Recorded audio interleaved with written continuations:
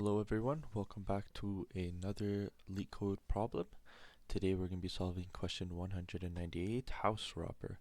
It's a medium rated question and it just reads, you're a professional robber planning to rob houses along a street. Each house has a certain amount of money stashed. The only constraint stopping you from robbing each of them is that adjacent houses may have security systems connected and it will automatically contact the police if two adjacent houses were broken into on the same night. Given an integer array nums representing the amount of money of each house, return the maximum amount of money you can rob tonight without alerting the police. Now, what does this really mean? Well, let's look at their first example. If we are given an array of 1, 2, 3, and 1, this just represents some street of houses, and each number within it, well, each element represents its own house, and each number is just how much money is stashed inside. And in this question, we're pretending to be a robber, and we want to rob this street. We want to get as much profit as we can. Now, why can't we just rob every single one? Well, because we were actually given a constraint in the question, something about their security systems. Yeah, so there is a possibility that two adjacent houses might have a connected security system, and if they both get broken into, then the alarm gets triggered. So that basically means that we have to find a way to rob the most amount of money whilst also skipping houses. We can't have two adjacent houses. And how do we do this? Well, just by looking at it, we can easily tell that it's these two houses. It's house 0 and house 2, because 1 plus 3 is equal to 4. And in this case, the only other possible combination of houses would be 2 plus 1, which is only 3. Now, there are other combinations, and that would be to rob like one house only, but we can just get rid of those options right away because we know automatically that won't result in the biggest amount of profit unless we were given a different number of houses, but we'll look at that later. Now, this question might seem a bit tricky because, well, how do we actually go on about this? But we can do this using dynamic programming. And let's look at this example because it's a bit longer, so it might be a little bit easier. 2, 7, 9, 3, 1. Now, when you're solving a question using dynamic programming, the first thing you should be asking yourself is there any way we can break this problem down into subproblems? And in this case, you sort of can. If we look at it, let's say if we ignore all of these numbers, we look at it from the back going to the front, so backwards. If we only had this one house, well, how much money could you actually rob if you were to take this path? Well, there's only one house. It's only logical to rob this one house, right? Okay, so it's a 1. Okay, that seems pretty easy. Now, let's just get rid of these. We won't draw x's again.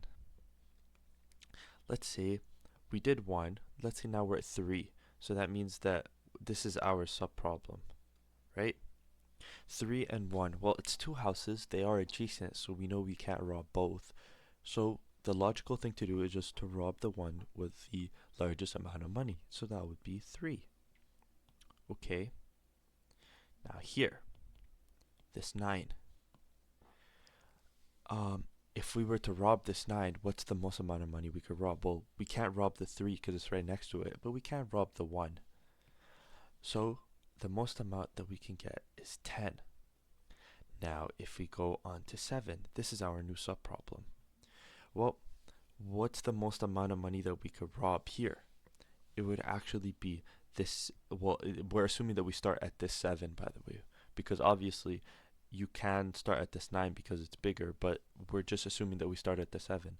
Well, from here, we can't take the 9. Now, how do we know which to take between the 3 and the 1? We just take whichever one is bigger, so it's the 3. And what's 7 plus 3? Well, that's 10. Okay. Now that we are here at 2, well, let's say we do start off at this 2, and we have to skip over the 7 And now between the 9, we have a choice of robbing the 9 or the 3. Okay, we're not going to look at the 1. But how do we make that choice between the 9 and the 3? The obvious choice is to just pick the 9 because it's bigger than the 3, but that might not always be the case. What if we had like a number here which was like 15, for example? Well, by looking at these two numbers, we don't really see that 15, right? And what we actually have to pick is not on these values themselves, but on these values. And from here, we decide that, oh, robbing the 9 actually results in the biggest amount of profit. So we would also rob the 9. And what we would do is instead of 2 plus 9, well, no, because we're not just robbing the 9, we're robbing that entire path. We would end up with 2 plus 10, which is 12. And then from there, we could just return this 12 as our final answer. And if we were to just look at this, well, it's very clear that 12 is the answer. We could look at their solution too, 12. Now, let's try this with maybe a bit of a longer example. Let's just make our own example up right now. Say the first house is 3, then a 1, then a 5, then a 10, then a 1, then a 2, then a 9, then a 7, then a 1. Okay, and let's create this slider here, and this decides whatever's on the right side of the slider is within the question. Okay, now notice that we were storing the numbers of maximum profit per letter, so we do have to keep some sort of, well, we'll call it DP for dynamic programming, but we have to keep some sort of memory, and we know automatically that when we pre-initialize it, we could just create it with a bunch of zeros, because we can't really have profits that are less than 0, and we know that's the exact same length as the numbers. Now here, we're ignoring everything to the left, we're only at 1. Our only choice is to rob 1, so the maximum profit would be 1. Okay, simple enough. We move now. If we were to start at 7, well, we don't really have another choice. The only other choice is 1, but it's adjacent to 7. So the maximum profit is 7. Now 9. Remember, so we start at 9. Remember, we're checking between this 1 and whatever number comes after, but since nothing is there, the only option is that 1. So our maximum profit is actually 10. 9 plus 1. Now we move on to the 2. If we were to start at the 2, well, what's the maximum profit between the 7 and the 1? But remember, we're not comparing the numbers, we're comparing these numbers. Right now, that doesn't mean anything because they're equal, but later on they will. And between the 7 and the 1, the 7 is bigger. So the maximum profit, if we were to take this path, would be 9. Okay, that makes sense. Let's just get rid of these circles. What if we were to start at this 1, right? Okay, what's bigger between the 9 and the 7? Or more specifically, their maximum profits, which is 10 and the 7. It's the 10. So we would have 1 plus 10, which is 11, right? Okay, keep going. Now we are at 10. What's bigger between the 9 and 10 profits? Because those are our two choices. Well, 10 is bigger, so 10 plus 10 is actually 20. Okay, simple enough. Now we move on. At this 5, what's bigger, 11 or the 9? 11 is, so it becomes 16. We'll go on to the 1. What's bigger, 20 or 11? Well, 21 is bigger. Now we'll move on to the 3. What's bigger, 16 or 20? 20 is bigger, so 23. And we return the very first value of 23. And if we were to just, look at it with our own eyes and try to understand this question without a computer algorithm, well, we look here. And let's just make sense of it. We can start at this 3. We can skip this 5 so we can use this 10, right? And well, we can't use this 1, but we don't want to use this 2 because that gets rid of the 9, and we want to use the 9. So let's try this 9, and that leaves the 1. So that ends up with 3 plus 10 plus 9 plus 1, and that's equal to 23. Okay, what if we were to use, instead of the 9, see, if we were to use this 2 and use the 7, that would just result in a smaller number anyways. That would end up being 3 plus 10 plus 2 plus 7, so that's 9, 19, 21. See? And that would have been the path if, that's also the path if we were to start here. Yes, it'd just be the most optimal path, because then we take the 1, we take the 10, we take the 9 and the 1 instead of these, and we end up with 21 as well. But none of that matters. What matters is like we passed the eye test. The answer is 23, and that's what we got for our most optimal answer. And this is a very easy algorithm to analyze, because we're just going through every single number in the list. Even though it's backwards, we're still iterating through it, and that gives us a linear time complexity, which is O to the n. So now let's head over to LeetCode and see if we can code up the solution. Alright, now that we are over in LeetCode, let's see if we can code the solution. And actually I seem to have deleted the actual solution itself. This is what it should look to begin with. I accidentally deleted it. List int, and we're gonna return an integer. Okay. Well, let's start with a very obvious edge case. If the length of nums is less than 2, then we should just return the very first value, because if it's less than 2, that means our list only has one item. In that case, well, there's only one house to rob. Let's initialize our memory. Dynamic programming is equal to, we're going to start it off with zeros, multiply it by, and let's actually store the length as a variable n. Length of nums. Let's just use it up here so we can use it in here. N. Okay, so our memory will be of length n. And here we have to reverse for I in reversed range of n. And we have here we're gonna just, this might not be the best way to write this code, but we have to start off with the base cases, right? And that means that we have to check if I is actually equal to n minus 1. That means that we are at the very end of our list.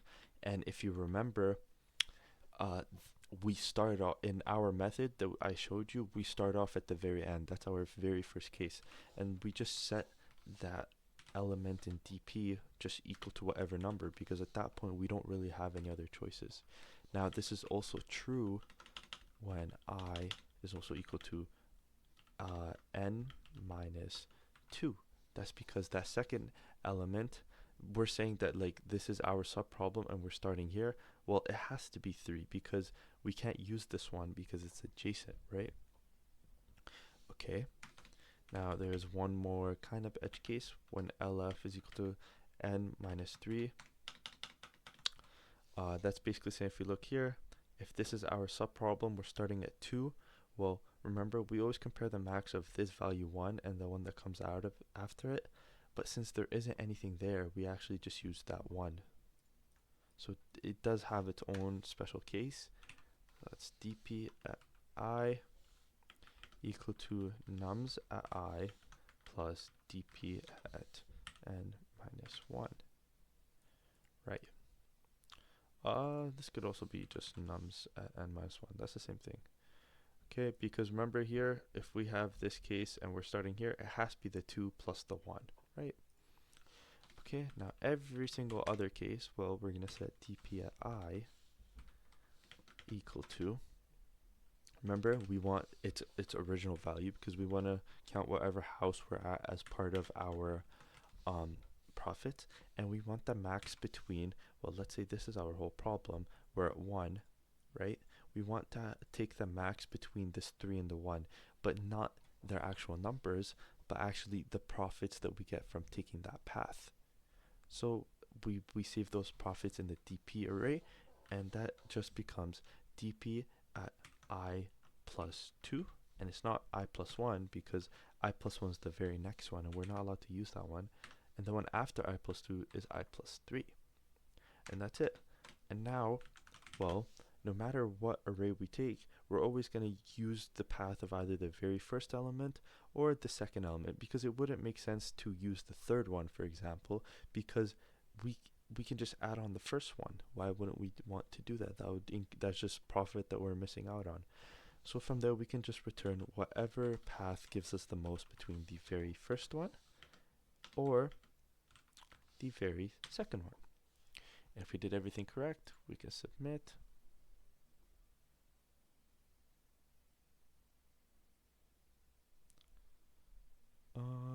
Oh, we made a mistake here. This should be an I. Right. Sorry about that. There you go. Very efficient time. Now, one more thing to mention is if you are looking at memory, this does take O to the N memory.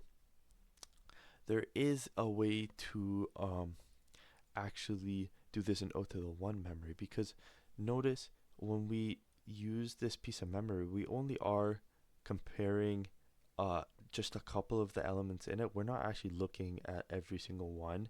So it is possible to do this by just storing those as variables, but we didn't really look at that, and it's not really necessary. We're more focused on the time complexity. And again, this gives us a time complexity of O to the N, which is perfect. Okay, thank you guys for watching, and see you guys in another video.